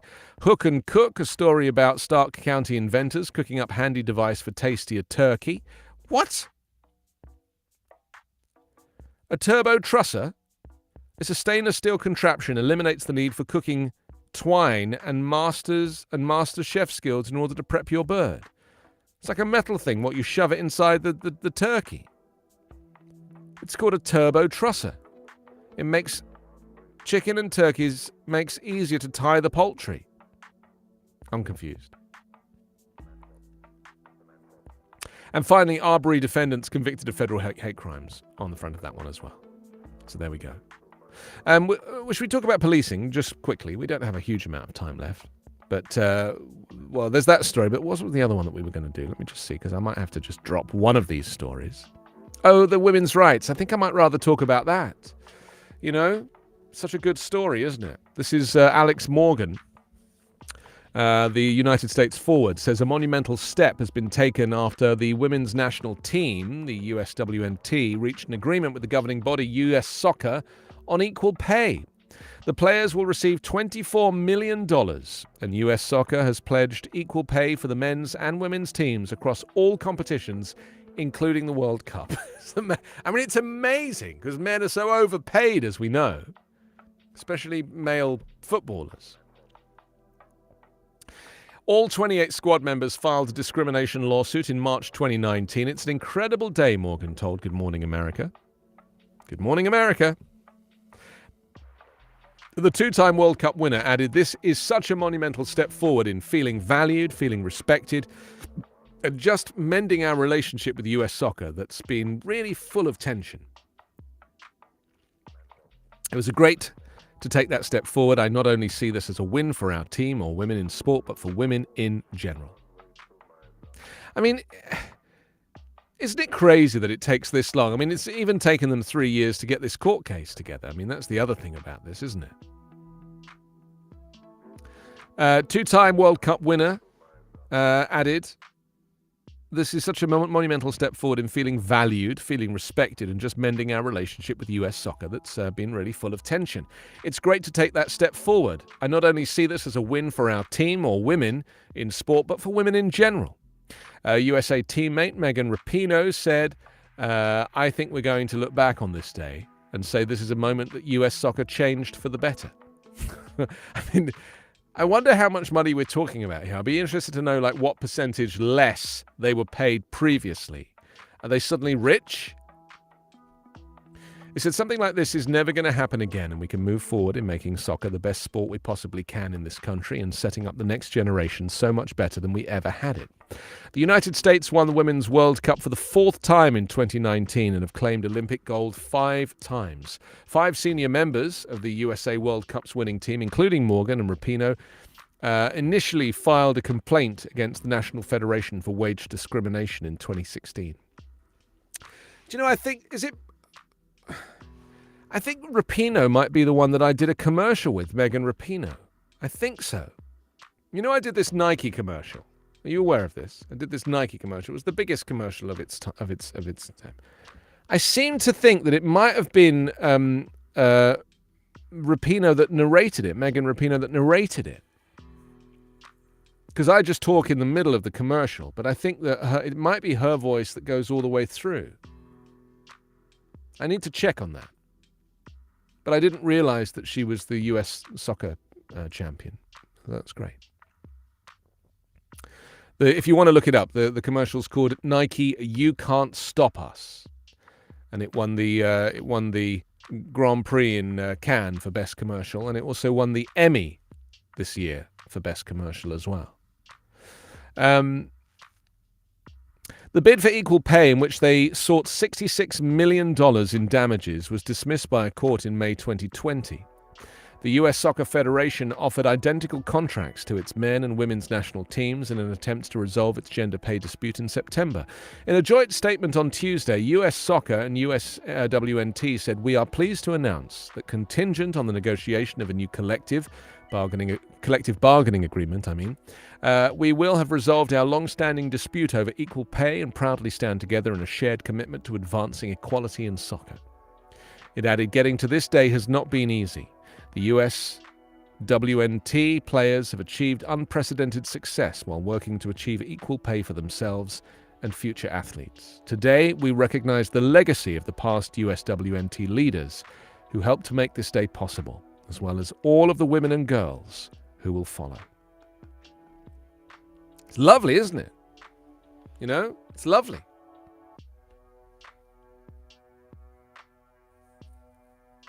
It's a lovely photograph of the team winning the World Cup in 2019 and seeing them all celebrating. Women's soccer is actually amazing. You know, I mean, soccer obviously... Hi, Dr. Phil. Thanks for joining us. Grieg as well. Adam, Sophia, Paul, Layla. Nice to know that you're all there. Debbie too. Emily. I I really feel like, because I grew up with British soccer. My dad watched it religiously and I would have to endure it. I don't really like sport at all, but I endured it. And he played soccer. And, but women's soccer I kind of find very watchable. It's a little bit like the volleyball, watching women's volleyball. I don't know why. Just love it. Can't put my finger on it. Love watching it. Okay, let's see where we're at now, because that's a good story. It's actually, isn't it nice to do like a positive story? Isn't it nice to do a story that is good news, that has a happy ending? If you want to get in touch and you have an Echo Show device, you can wake it up, say the word "say" and then your message. If you want to follow the show on YouTube, you can do that there too. Just open YouTube and search for Backchannel or Anthony Davis Backchannel. With your Echo device, you can just say "open Backchannel." And you can also type on the web chat facility. Go to backchannel.tv, and that's where you can message us in the usual way, as you know. Lots of people watching, commenting, and, being part of this show today, which is great. Love it when you kind of stick around. Appreciate that enormously. Okay, let's see what else we have here on the running order. Oh, I should mention that we have a growing list of shows, including Haley and Alison Live, waking you up in the morning with lots of laughs and their one-star cinema review, and Live Every Day with Liv Harrison, live from Texas, celebrating the little things in life with plenty of coffee, and the charming and funny Hal Rudnick. He's your pal, Hal. He's here in about 25 minutes' time after me here on Backchannel at 2 o'clock Eastern. That's 11 a.m. Pacific. Should we talk about the bear, Hank the Tank? I think it would be a good time to mention this California black bear that is on the loose. It's broken into dozens of homes in a Lake Tahoe neighborhood since last summer. The bear burglar weighs 500 pounds, much more than the average bear, appears to have skipped hibernation in winter due to a constant food supply. I mean, you'd almost think this was made up, this story, wouldn't you? Authorities say euthanasia might be necessary because the wild animal has grown so comfortable around humans. Wildlife groups are calling for him to be relocated to a sanctuary. Yes, again, this is the police wanting to execute somebody. Don't kill the bear. Don't kill the bear. You just hit him with a dart, knock him out, stick him on the back of a trailer and take him to a sanctuary. And then get him acclimatized to living in a different way and then put him back out in the wild. Drive him out to, I don't know, Yosemite National Park or something. To be with Yogi. Mr. Ranger, sir. I think it's just a basic bear rights. Come on, boo-boo. Hank earned his nickname by hungrily barging his way into locked and occupied homes. It's learnt to use its size and strength to force its way into homes, said California Department of Fish and Wildlife spokesman Peter Tira. It'll barge through garage doors, it'll barge through front doors, it'll go through windows. Also crowned King Henry in the press, Hank is readily identifiable due... He's readily identified. He's a 500-pound bear in a human environment. Of course he's identifiable. What they're going to say is wearing red trousers and a blue shirt. And he has a yellow scarf. He's readily identifiable due to his exceptionally large size and dark coat with a lighter muzzle, according to the South Lake Tahoe Police Department. Normal non-lethal methods of bear hazing, such as beanbag munitions, sirens, and dry-firing police tasers, which have a clickety-clack noise that bears hate, have not been successful in driving Hank away. The Bear League, a local wildlife advocacy group, say that Hank got to be his size because of his raging appetite for human food. Well, I can actually relate to that. They've called for Hank to be trapped and sent to a sanctuary instead of killed, and for Lake Tahoe residents to be more vigilant about securing their food and rubbish. He's not subsisting. I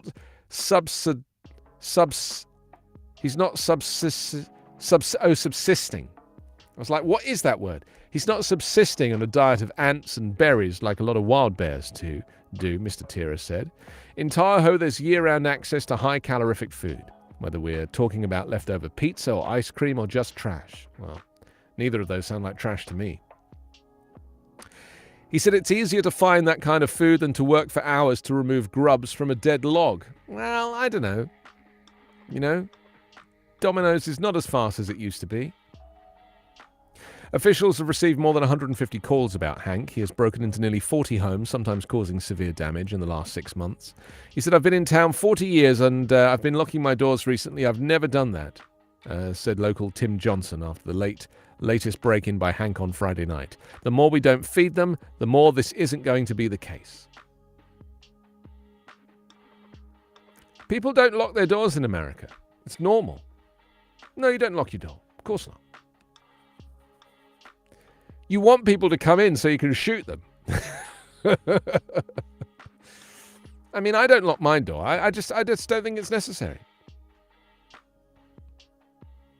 Come on in. Just come on in. Seriously, I promise you I don't lock the door. I mean, I lock it when I go to bed at night, but like during the day I leave it open. It's normal. It's the American way. You know, I'm trying to assimilate. I want to be part of the American dream. This is why I moved here. It's because I'm a proud Anglo-American. I'm a proud permanent resident. I'm a proud green card holder. I'm a proud immigrant. I love immigrants. I love being one. And I love like doing my best and being part of the system and paying tax and contributing to the American way. I love it. And you know, fundamentally, I think this is something people don't understand is that, you know, a lot of people, it's very hard to get into America. You know, they don't make it easy. You have to be interviewed. You have to have your blood taken. You have to have your physicality tested. You have to do forms. You have to pay filing fees. You have to get lawyers to do a lot of this for you because it's so complicated. It's expensive. It's exhausting, and it's nerve-wracking because you don't know if you're going to be accepted. And so, you know, what are we left with? We're left with people like me who come to America and absolutely want to make the best go of it, who are really proud to be here, thrilled that we've been allowed into this country. And so we work hard and we contribute and we take part and we do our bit. And that is, for me anyway, the most important part of relocating, assimilating, joining in and celebrating. I can't vote, I don't get to vote, but I can certainly campaign. And I can certainly have my freedom of speech celebrated.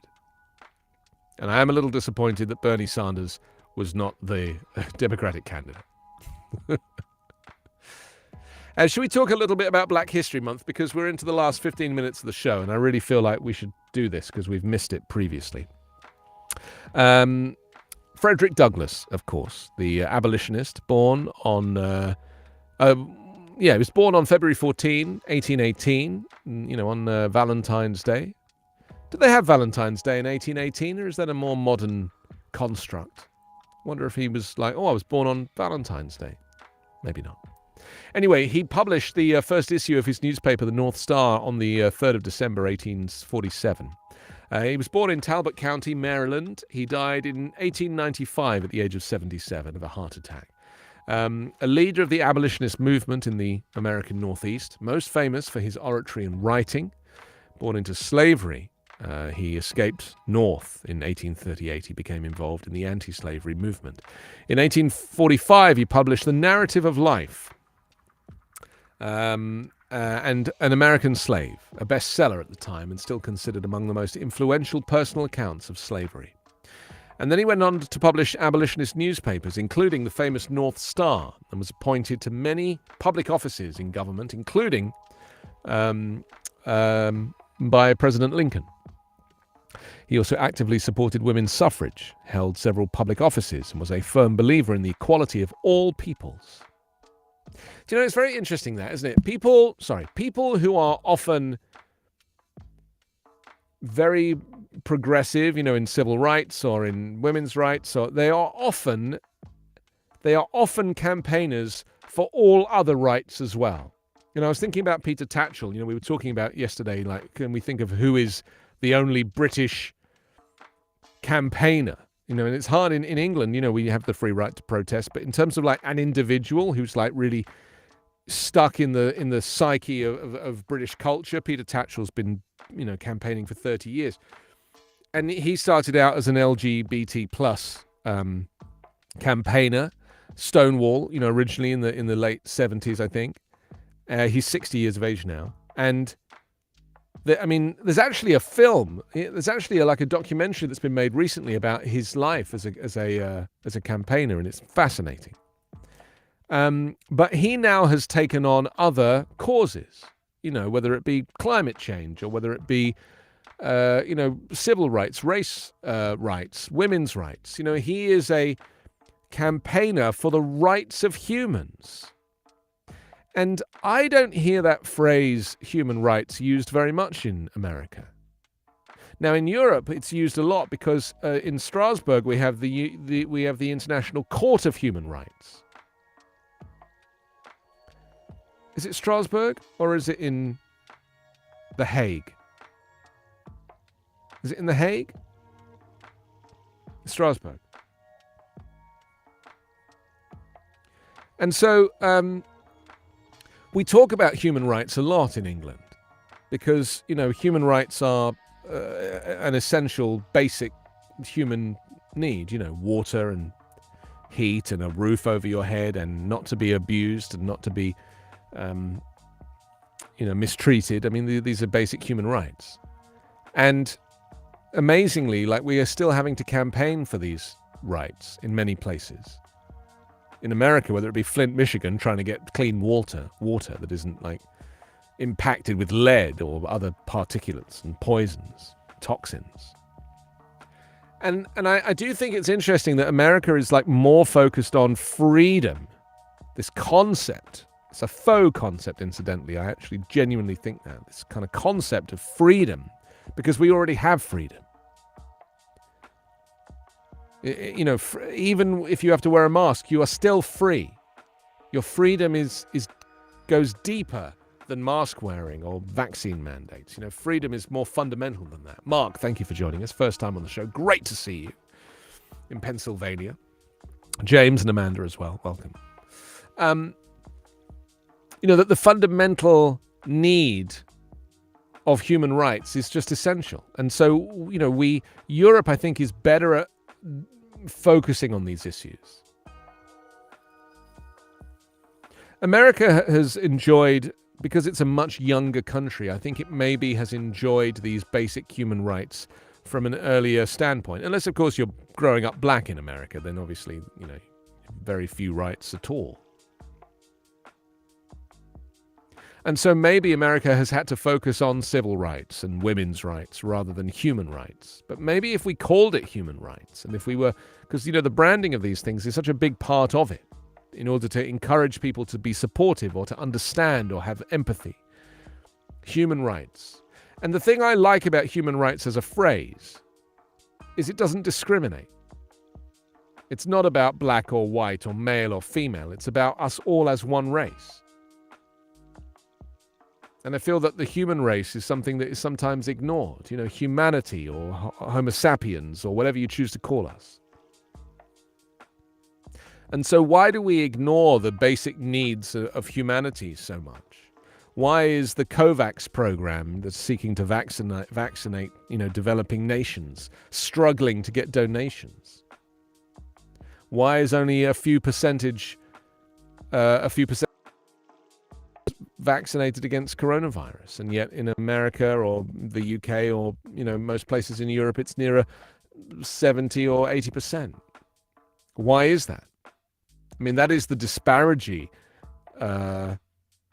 between the rich and the poor, and that's where human rights would come in more handy, to think about these countries in terms of human rights rather than just, why do we even call them developing nations? It's like, how developed is America if we're still executing black people in the street? You could argue that we're a lot less developed. We are underdeveloped. We are less able to have empathy for people's human rights. And we still have people like, Travis McMichael going on a lynching hunt 2 years ago.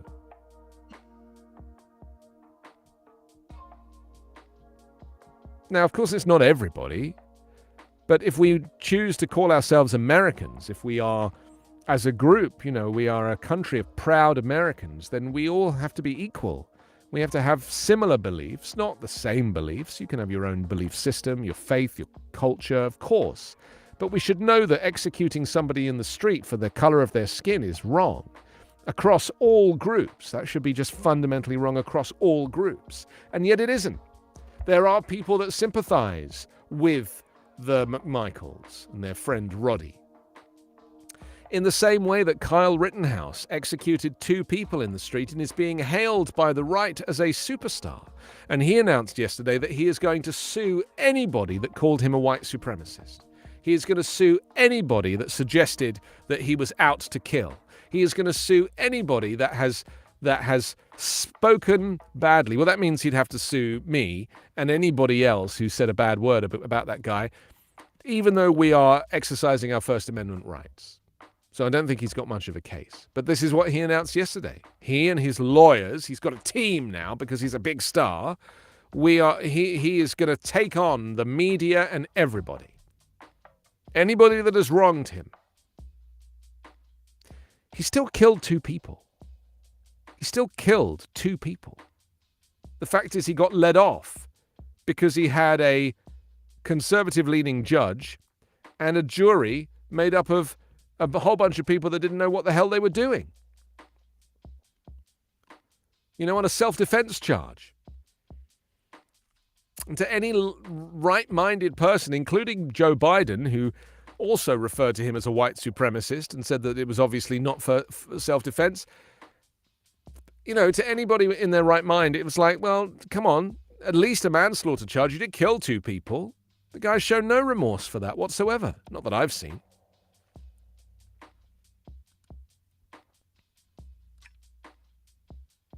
So this brings us back to Frederick Douglass and the North Star and the needs to have an anti-slavery newspaper in 1847.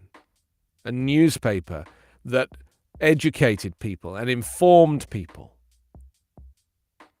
He went to Ireland and Great Britain, did a speaking tour in order to raise funds for the newspaper. And it soon developed into one of the most influential African-American anti-slavery publications in the pre-Civil War era. And the name of the newspaper paid homage to the fact that escaping slaves used the North Star in the night sky to guide them to freedom. Which in itself is just, it's beautiful and tragic at the same time. To use the stars to be guided to freedom, away from your life of enslavement.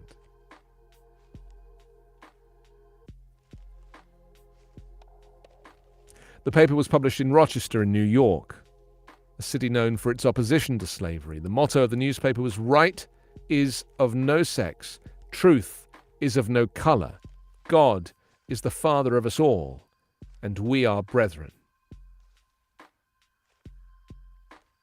Which is very similar to what I was saying about, human rights, about the fact that truth is of no color, that we are all fundamentally the same race.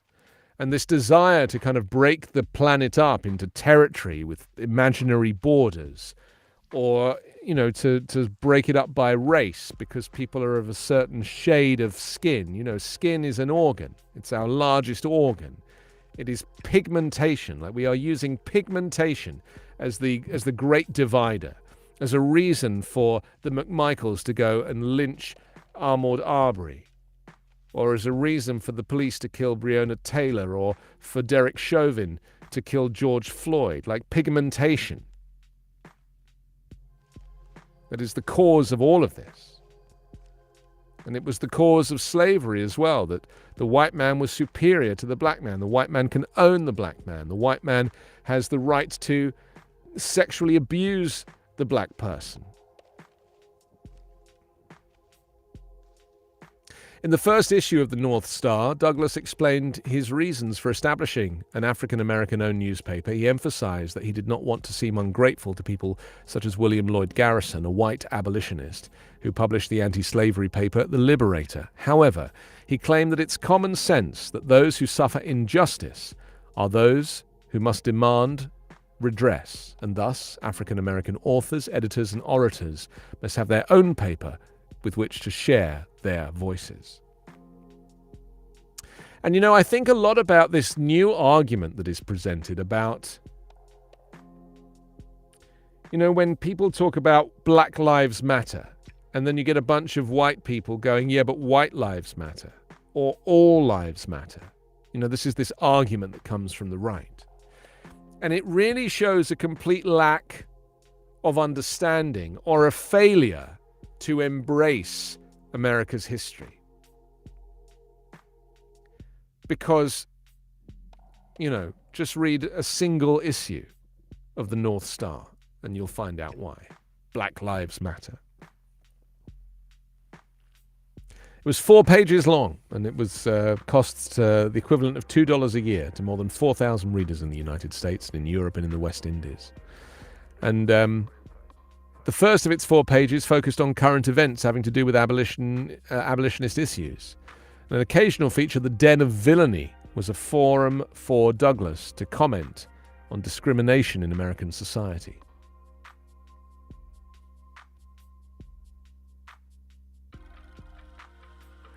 And in November 1859, the paper permanently ceased publication after Douglas left the United States for a lecture tour in England. And although the tour had been planned for some months, it likely saved him from arrest in association with the assault on the Federal Armory at Harper's Ferry, Virginia, left by radical abolitionist John Brown in October 1859. When Brown was arrested, letters from Douglas were found among his possessions, and although he did not support Brown's plans, he knew that he would not receive a fair trial and left the United States for 6 months. Interesting. Listen, I'm almost done, but I really want to thank you for joining in today. You've been very kind. George, or Jorge, has just jumped in again. Nice to see you again.